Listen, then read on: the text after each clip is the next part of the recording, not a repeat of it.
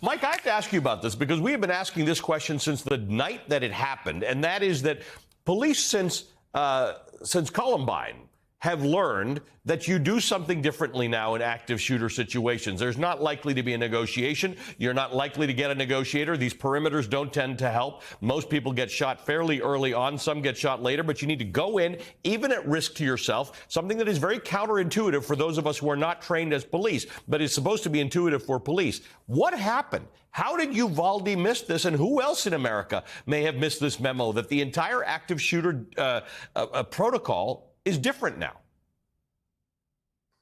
Yeah, and part of my question was, were they trained on that exact protocol? And they were as recently as 2 months ago. That was the training they were focused on. The first priority is to go in and stop the gunman.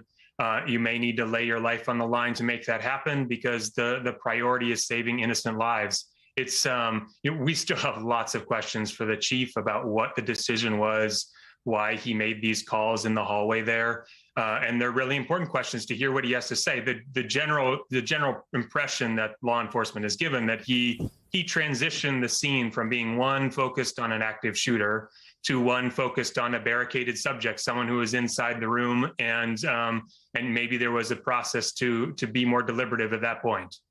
Paula, it is remarkable because I was there right after it happened, and it was a town. It's a small place. People know each other. It was filled with grief.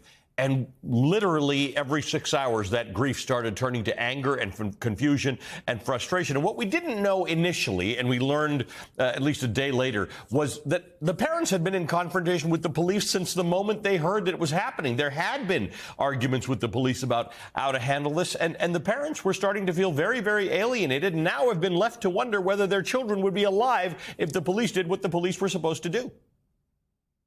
Absolutely. I mean, that's the only direction this story is evolving towards, right? How this anger and grief and pain is turning into all of these parents in the community wanting some form of action. Just today, I talked to one grandfather who lost his granddaughter, and he had the same two questions that everyone in the community has in this moment, right? And that is, why did this gunman have access to an AR-15? And then the other question that keeps coming up is, why did it take so long? And as you know, Ali, you were here. Within 24 hours, the first thing you notice is how every single person in this town is just 1 degree of separation from the incident, right? Every single person, everyone. I've only been here for 24 hours.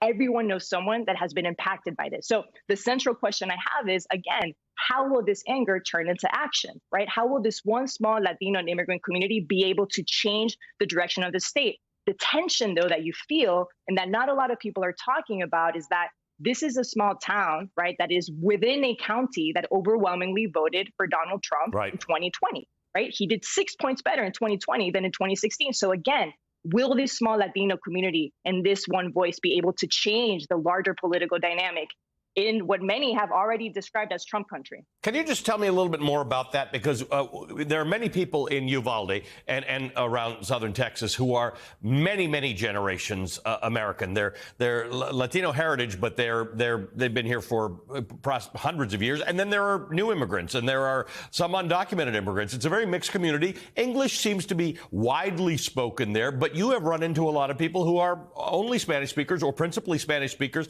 They're Spanish language newspapers, things like that. Tell me about this issue about the communication between law enforcement officials, which is only English, and the fact that there's a large Spanish speaking component in that town. As you said, it's deeply embedded in the community.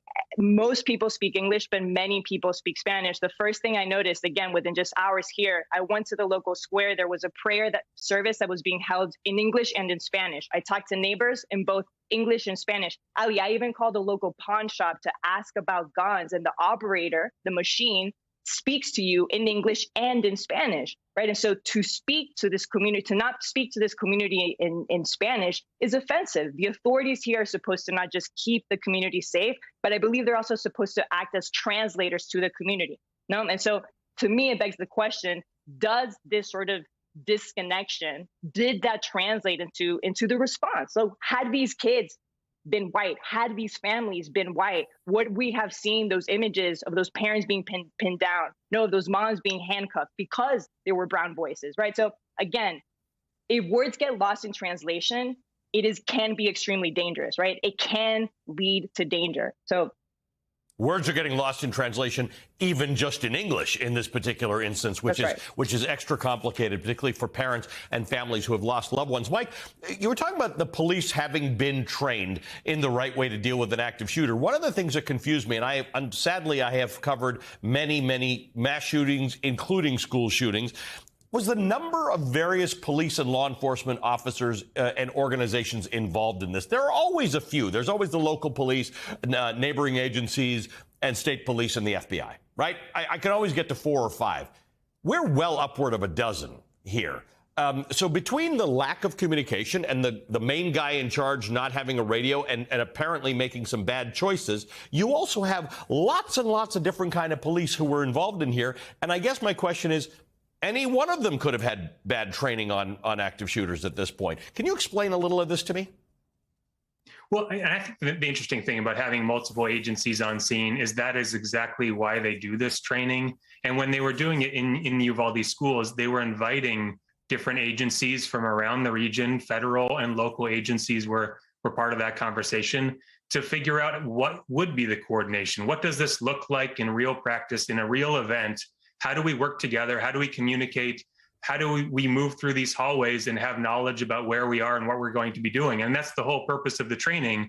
So to see this sort of breakdown of communication really doesn't match up with what they were trying to do to begin with. And then tell me about this so-called do not breach directive. They were told don't do this. And then a bunch of law enforcement people, mostly Border Patrol, who were very heavily armed, tactically armed, decided to sort of form their own group in the hallway of the school and go into the classroom and take on the gunman. How did that decision-making occur? Because that also seems like a breach of protocol, except in this particular case, it was the right one to take the gunman out.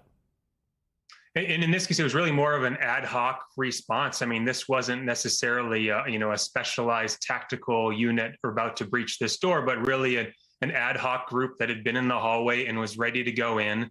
And as we heard from one person who was familiar with this, as they were going in, they could hear in an earpiece, "Do not breach," that don't go in, and they decided to go in anyway. They were deciding to defy that directive and make it happen anyway.